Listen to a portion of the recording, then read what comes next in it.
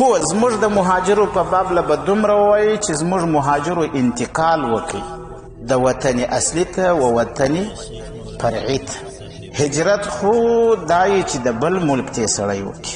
زموږ خو خپل ملک دی، د چا پلار یې نسي راسه اخیستی که دا ښه یاد ساتئ. که موږ مړه و روح مې ختلی و لا هم ته یې زموږ څه پوښتنه وکړي موږ به وایي چې موږ د ډیورن کرښه نه منو. منې تاسو؟ نه نه نه.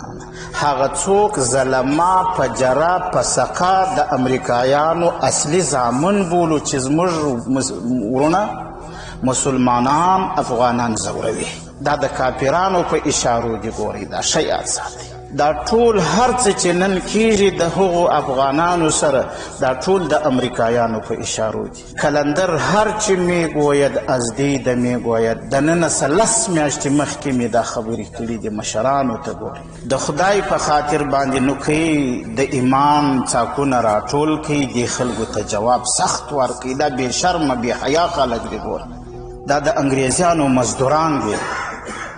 دا زموږ استاسو پر اسلام پیژني په بلاک نه پیژني دا اسلام. خو دا داسې د زموږ خاوره یې قبضه کړې ده، کلونه تیر شوه، په سلونو کلونه پرس شوه، بیا یې هم نه راکوي.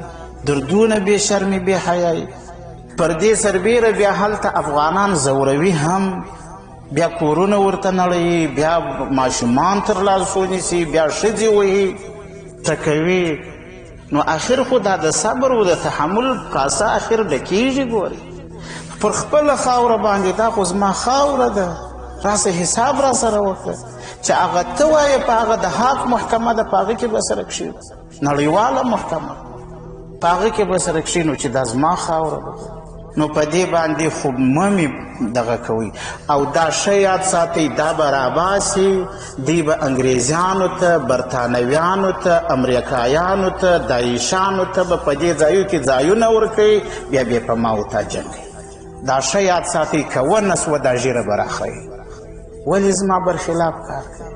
عجبه ده زه غږ نه کوم، ته راولاړ سوی پوستې دې ورکړي دي. هغه دلته هغه خبیثان منافقان چې د امریکانو په بغل کې ولاړ و، هغه قمندانان چیرې دي؟ اوس هلته تا خسې ورکړي دي، هلته دې پوستې ورکړي دي، هلته ځای دې ورکړی دی، روزې ټیلینګ ورکړي.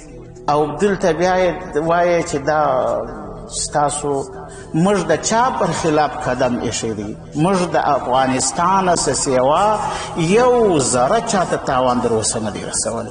هو خو دا قانون دی لڅ د اوبو څه نه بیریږي. موږ لڅ یو نو بیا که مې در فکر سو د لرې سوه اسلامي امارت ته دي خلک نه غافي. که مې در الکه دا طالبان چې اوس مې را مصروفه کړي دي، را بند کړي مې دي، که مې در الکه بیا به داسې ارمان کوي لکه شورویانو چې کوي، بیا به داسې ارمان کوي لکه امریکایانو چې کوي، بیا به داسې ارمان کوي لکه ناټو چې کوي. نو اوس خو موږ راګرځولي دي درسه. خو که مې در الکه بیا به فدایي حملې وینې، او بیا چې شیخ فدایي حمله نه کوي نو هم په ایمان کې بې شک وي که نه. دا شیخان به ټول چا ته تیارېږي د خیر. تاسو خو به فدایي حملې کوئ که نه کوئ؟ کوو بیا که نه ټول فدایي حملې ته تیار. اولنۍ فدایي حمله به زه کوم د خیر. دا یاد ساتئ که نه. دا څه مسله ده؟ موږ پر ایمان ټینګ ولاړ یو که نه. تاسو خو زموږ شعار لکه چې نه دی اورېدلی؟ پر سپین بولدک در واوښتمه تا ولیدم که یا پر ایمان ټینګ ودرېدم. نو در سپین بولدک در واوښتمه نو یا یې د دې خوا راوښتل یا یې د ها خوا راوښتل که نه. دا خو زموږ شعار دی که نه. پر سپین بولدک در واوښتمه تا ولیدم که یا وخت د مازدیګر و، د ټاپ در سر چې تېرېدم تا ولیدم که یا وخت د مازدیګر و. ماش بې لږ بدل کړو دا شعر که نه.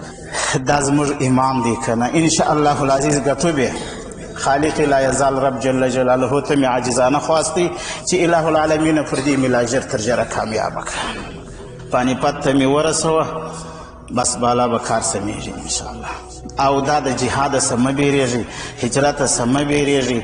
جهاد او هجرت دا زموږ په مزغو په اډو باندې اخښه سوي صفتونه دي که نه.